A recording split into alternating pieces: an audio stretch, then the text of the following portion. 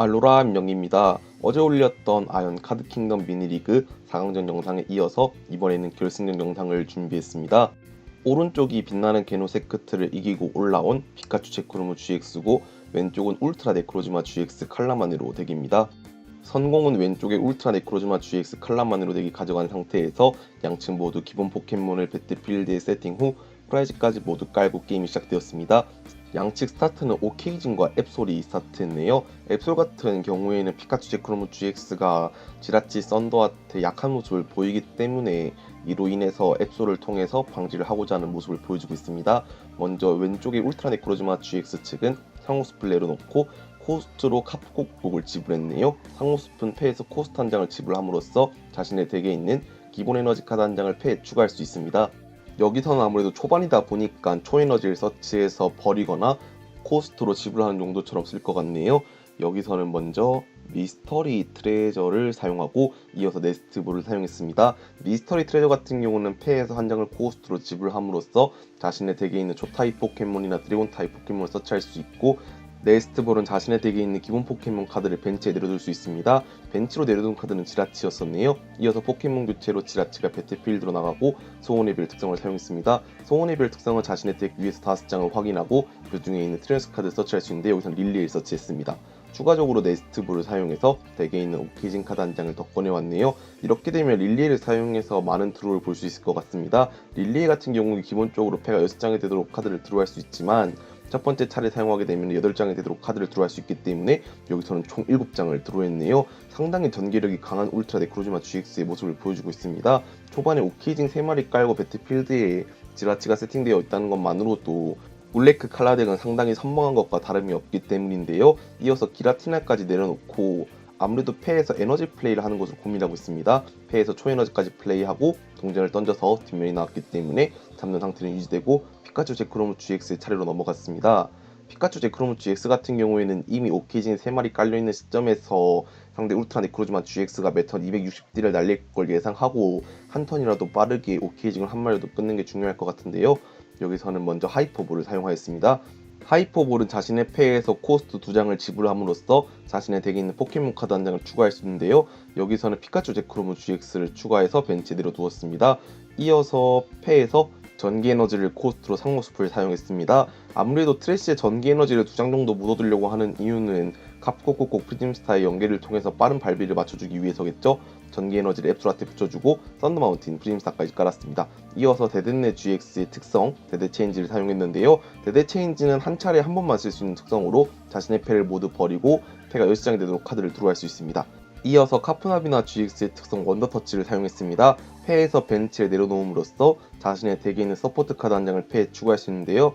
여기서는 아이템 카드를 서치하기 위한 전진도 나쁘지 않을 것 같다는 생각이 듭니다. 여기서 전진을 사용해서 하이퍼볼과 전기 에너지를 가져왔습니다.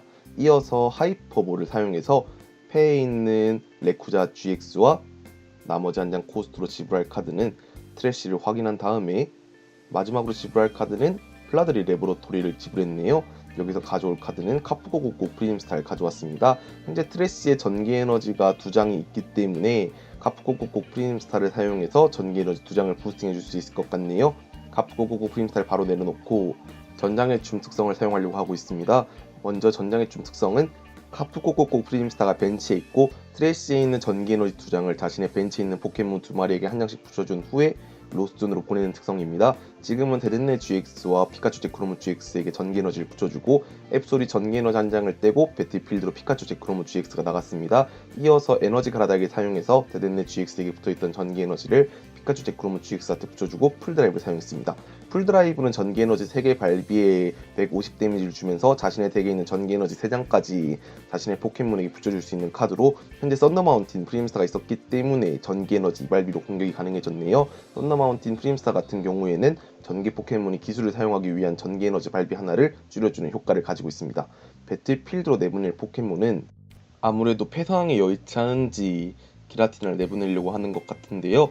보통이면 후퇴 발비가 한계인 오케이징을 내보내는데 여기서 오케이징을 내보내고 차례가 시작됩니다. 울트라 네크로즈마 GX를 드로우한 것으로 보이는데 이번 차례 오케이징을 칼라마네로로 얼마나 진화시킬 수 있냐가 그러면 관건이 될 것 같네요.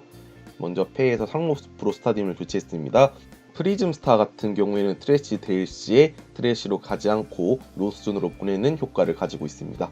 현재 패를 확인하면서 여기서는 드로 관련 카드에 대해서 사용하려고 생각하는 것 같은데요. 먼저 하이퍼 볼 코스트로 지불할 카드에 대해서 고민을 하는 것 같습니다. 먼저 이스케이프 보드를 붙여주고 민화의 대접을 사용했네요. 민화의 대접은 이 카드를 포함해서 자신의 패가 6장 이상이라면 사용할 수 없고, 사용하게 된다면 상대 필드에 있는 포켓몬 수만큼 카드를 드로우할 수 있는 효과를 가지고 있습니다. 제 필드에는 총 4마리의 포켓몬이 있었기 때문에 4장을 드로우하게 되었네요. 현재 앱솔이 있는 상황에서 옥게이징을 후퇴시키기 위해서는 이스케이프 보드를 붙였지만 초에너지 한 장이 필요한 상황입니다. 꼭 초에너지가 아니라도 그냥 일반적인 에너지 한 장만 붙어 있으면 후퇴가 가능합니다. 먼저 패에서 사용할 카드에 대해서 고민하고 있습니다. 잠시 영상이 끊겼는데 진행된 거는 미스터리 트레저로 울트라 네크로즈마 GX를 버리고 칼라마네를 가져온 것 뿐입니다. 그 이외에는 어떠한 진행도 되지 않았으니 걱정하실 필요는 없습니다. 이어서 레스큐 탱크를 사용해서 지라치와 카프코고곡 울트라 네크로즈마 GX를 덱으로 되돌렸습니다. 이어서 상목숲을 코스트로 기라티나를 버리고 초에너지 한 장을 찾아왔네요. 이렇게 되면 이번 차례 기라티나로 공격하겠다는 게 확실히 보이는 것 같습니다. 패에 칼라마네로가 보이고 있는데요. 벤치에 오케이징 2마리를 칼라마네로 진화시키고 패에서 초에너지 플레이 후 사이코 리차지를 한번 사용하고 포켓몬 교체로 팬텀 따라큐 GX가 배틀필드로 나갔습니다. 이어서 여기서는 호러하우스 GX를 사용했네요. 호러하우스 GX는 초에너지 하나 발비로 상대의 다음 차례 패에서 카드를 사용하는 것을 금지하는 효과를 가지고 있습니다. 추가적으로 초에너지 한 장이 더 붙어있다면 양쪽 플레이어는 패가 7장이 되도록 카드를 드로우할 수 있는데, 이렇게 되면 정규 드로우를 포함해서 8장이 된 카드에서 먼저 플라드리 레보로토리를 코스트로 상록숲을 사용해서 기본 전기 에너지를 가져왔습니다. 이어서 패에서 사용할 카드에 대해서 고민하고 있는데요. 여기서는 더 사용할 수 있는 카드가 호러하우스 GX 효과가 없기 때문에 풀 드라이브로 150 데미지를 주었습니다. 150 데미지를 주면서 자신의 덱에 있는 전기 에너지를 3장까지 부스팅할 수 있기 때문에 여기서는 전기 에너지로 부스팅할 카드가 1장, 2장, 3장. 하지만 벤치에 마땅히 전기 에너지를 붙여줄 만한 포켓몬은 없는데요. 이렇게 되면 그나마 체력이 높은 카푸나비나 GX가 아닐까 싶습니다. 카푸나비나 GX에게 전기 에너지 3장을 붙여주고 그대로 차례를 종료했습니다. 왼쪽에 울트라 네크로즈마 GX 칼라마네로 측의 차례로 넘어가서 패가 8장이 됐기 때문에 여기서는 폴터가이스트를 노려보는 것도 좋을 것 같습니다. 팬텀 따라큐 GX의 폴터가이스트는 상대 패를 확인하고 그 중에 있는 트레너스 장수 곱하기 50 데미지만큼 줄 수 있는데 8장 중에서 한 장은 플라드리 레보로토리를 버리고 가져온 전기 에너지이기 때문에 7장 중에서 5장만 트레너스 카드라면은 폴터가이스트를 사용해서 기절시킬 수 있을 것 같네요. 현재 패에서 사용할 카드에 대해서와 어떻게 플레이할지에 대해서 고민하고 있습니다.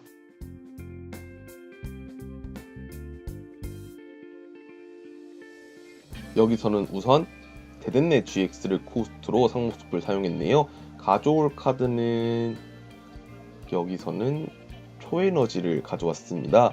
이렇게 되면 팬텀 따라큐 GX에게 에너지 한 장을 붙여주고, 이렇게 되면 원래 팬텀 따라큐 GX 후퇴발비가 2개지만 앱솔에 의해서 3개가 늘어났기 때문에 교체가 가능해지겠네요.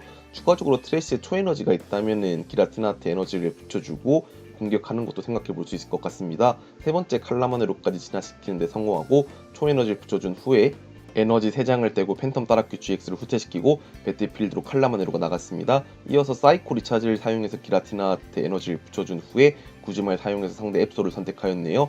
배틀필드로는 기라티나가 나가고 여기서는 섀도우 임팩트를 사용해서 130 데미지, 앱솔의 저항력 초타입에 의해서 마이너스 20 데미지로 110 데미지로 앱솔을 기절시키고 40 데미지를 올리는 것은 여기서는 아무래도 카푸나비나 GX의 에너지 드라이브도 생각을 해보았지만 자기 자신한테 올리는 길을 선택하였습니다. 벤치에 추가적으로 제라오라 GX를 깔아두고 전기 에너지를 붙여준 다음에 실내존 특성으로 나비나가 후퇴 에너지를 뗄 필요 없이 후퇴가 가능해졌습니다.